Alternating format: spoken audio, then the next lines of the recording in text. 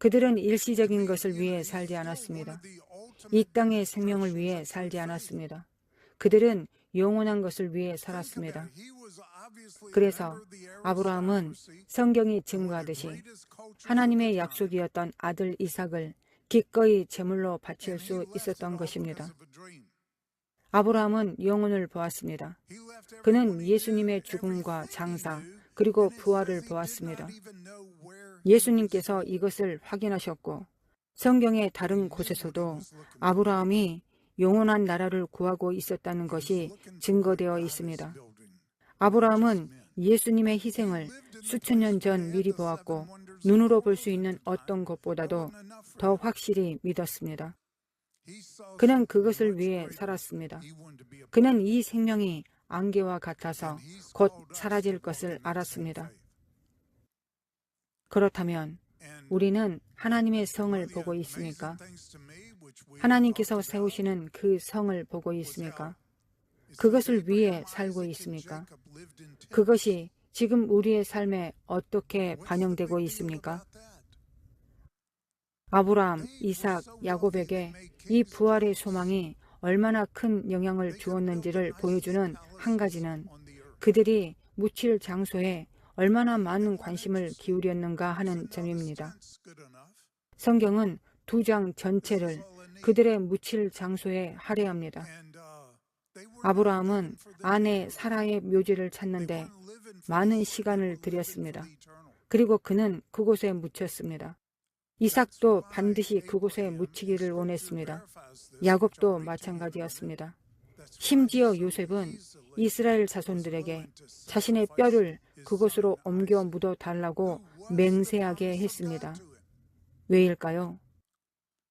그들이 묻힌 곳은 예루살렘 남쪽의 헤브론이었습니다. 그곳에서 특별한 일이 일어났습니다. 마태복음 27장 50절에서 54절은 이렇게 말합니다. 예수께서 다시 큰 소리로 외치시고 영을 내어주셨다. 이에 성전 휘장이 위에서 아래까지 찢어지고 땅이 흔들리며 바위가 터지고 무덤들이 열리며 자던 성도의 몸이 많이 살아났다. 그들이 무덤에서 나와서 예수의 부활 후에 거룩한 성에 들어가 많은 사람에게 나타났다. 저는 그 성도들이 누구인지 압니다. 그들은 살아있는 동안보다 묻힐 장소에 더 큰 관심을 두었습니다. 그들은 장막, 곧 임시 거처에 사는 것으로 충분하다고 말했습니다. 그것이면 족하다고 했습니다. 그들은 부활을 위해 살았습니다. 그들은 그것을 보았고 그 부활에 참여하기 위해 어디에 있어야 하는지를 알았습니다. 그렇다면 수천 년 후에 살고 있는 우리, 이미 성경의 모든 책과 역사적 증언, 위대한 증인들과 사자들의 기록을 가진 우리는 얼마나 더 부활을 위해 살고 부활을 나타내야 하겠습니까? 예수의 부활이 한 사람 안에서 어떻게 나타나는지 아십니까? 그것은 새 창조라고 불립니다. 그것은 자연적인 것보다 더 영적인 것입니다. 문자 그대로 번역하면 새로운 종이라는 의미입니다. 우리는 새로운 종으로 부름받았습니다. 새로운 창조물로 부름받았습니다. 우리는 새로운 종으로 부름받았습니다. 옛 성도 중 한 사람이 말했습니다. 우리는 가끔씩 초자연적인 경험을 하는 자연적 존재로 부름받은 것이 아닙니다.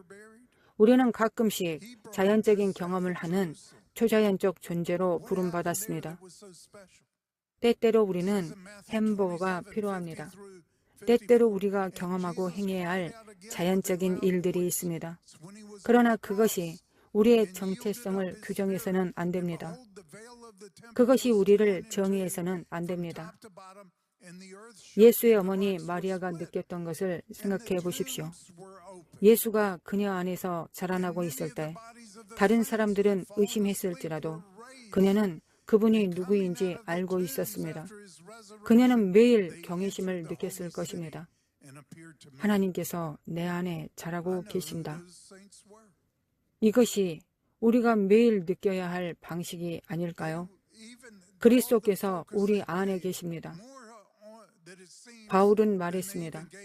그분이 너희 안에 계신 것을 알지 못하느냐? 너희는 성전이다. 만일 오늘 아침에 일어났을 때 예수님께서 침대 곁에 서 계셨다면 여러분의 하루는 조금 달라지지 않았겠습니까? 사실 그분은 거기에 계셨습니다.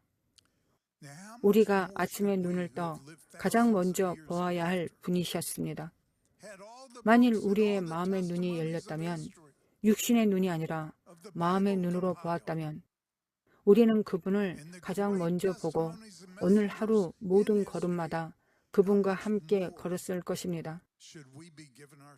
이것이 우리가 살아야 할 방식이 아니겠습니까? 그래서 아브라함이 아들 이삭을 제물로 바치는 것이 그토록 쉬웠던 것입니다. 그것은 하나님의 약속이었지만 그는 그것을 바치려 했습니다. 그는 상황을 다 이해하지 못했을지라도 하나님께서 말씀하셨기에 순종하려 했습니다. 그러나 그는 이미 예수의 죽음과 장사 그리고 부활을 보았습니다. 그는 아들 이삭이 오실 메시아의 예표임을 알았습니다. 그래서 이삭에게 자기 희생을 위한 나무를 지게 했습니다. 예수님께서 자신의 십자가를 지신 것처럼 말입니다. 이삭이 그것에 대해 물었을 때 아브라함은 단지 이렇게 말했습니다. 여호와께서 친히 어린 양을 준비하실 것이다. 아브라함은 하나님의 어린 양을 보았던 것입니다. 이 말씀이 맞는지 우리가 어떻게 확인할 수 있습니까? 예수님께서 말씀하셨습니다. 너희 조상 아브라함은 나의 날을 보고자 하였고 보고 기뻐하였다. 아브라함은 부활이 있을 것을 알았습니다. 그래서 만일 아들 이삭을 제물로 바친다 해도 그는 영원히 아들을 잃지 않을 것을 알았습니다. 이 땅에서 잠시 동안만 이를 뿐이었습니다. 제가 말씀드립니다. 우리가 정말로 부활의 진리를 따라 살고 예수께서 우리의 생명이 되신다면 이 일시적인 세상에서 하나님의 목적을 위해 우리가 쉽게 바치지 못할 것은 없습니다. 참된 그리스도인의 삶은 자기 십자가를 지고 그분을 따르는 것입니다. 그것은 하나님의 목적을 가로막는 모든 것을 죽이는 것입니다.